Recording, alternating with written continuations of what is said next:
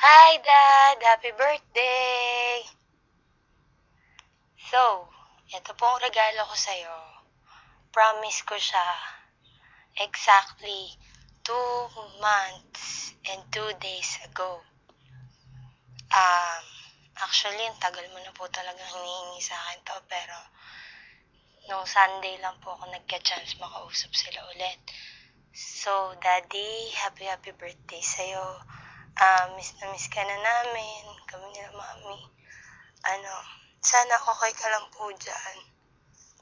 Always take care. Love na love ka po namin.